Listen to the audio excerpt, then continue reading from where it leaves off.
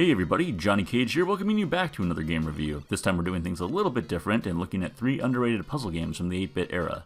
Everyone knows about and probably has fond memories of games like Tetris and Dr. Mario, but what about the others? On the NES alone, there are around 40 or 50 games that fall into the puzzle genre, depending on who you ask, and today we're going to take a look at a few that I think deserve a little more attention. First up, we're going to take a look at Palometes on the NES, developed by Taito and released in November of 1990. This one adds dice to the traditional blocks falling from above puzzle game, requiring the player to match the dice they're holding with the one they are standing under. By matching the dice, you will add one of the dice's number to the bottom of the screen, and depending on the sequence in which you match the dice, you can press down on the D-pad to clear a certain number of lines. Starting at 3 of the same dice for a single line, with 4 for 2 lines, and so on. And if you manage to get a 1 to 6 sequence, you can clear a whopping 5 lines at once. A great game to play single player for chasing a high score. You can also adjust the speed at which the dice descend through the level select screen from 1 to 5, offering a good variety of challenge. I think the game really shines though when you're playing up against a second player, whether it be a human player or by setting up a tournament. Here not only will matching up dice clear your lines, but they'll also add more lines to your opponent's board, really adding some tension to the fun.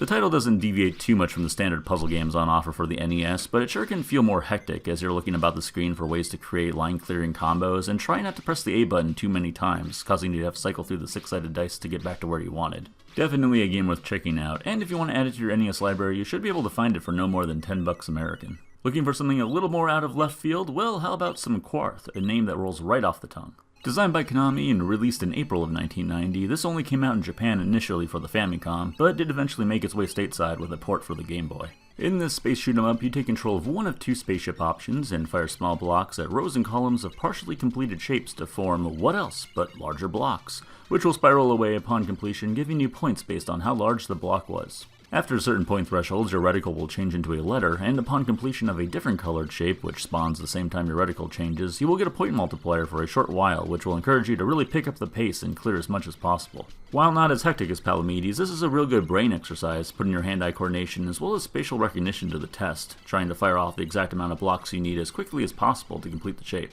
You can also increase the speed at which the screen scrolls down for some added challenge, or press up on the D-pad to manually move it.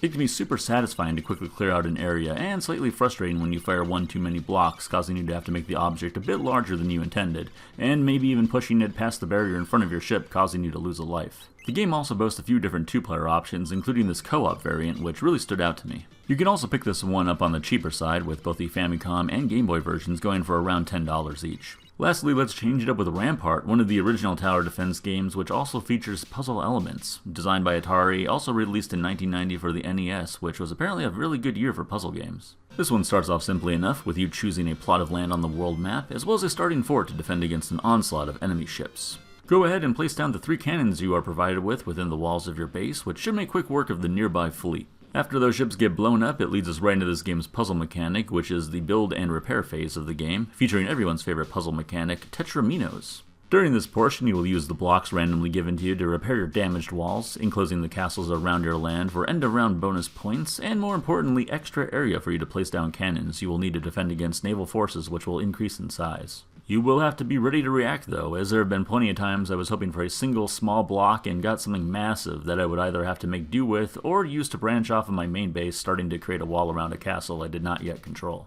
What's most important though is that you get those gaps in the walls filled one way or another, because if you fail to enclose anything at all, it's game over, though the game is pretty lenient with its continues, and if it's a little too easy or too hard, the game does offer difficulty settings. I'm not really a huge fan of tower defense games usually, but the puzzle mechanics in this one really determine whether you live or die and take center stage over the tower defense itself. So if that isn't your jam, just keep that in mind, as this is yet another one everyone should try at least once.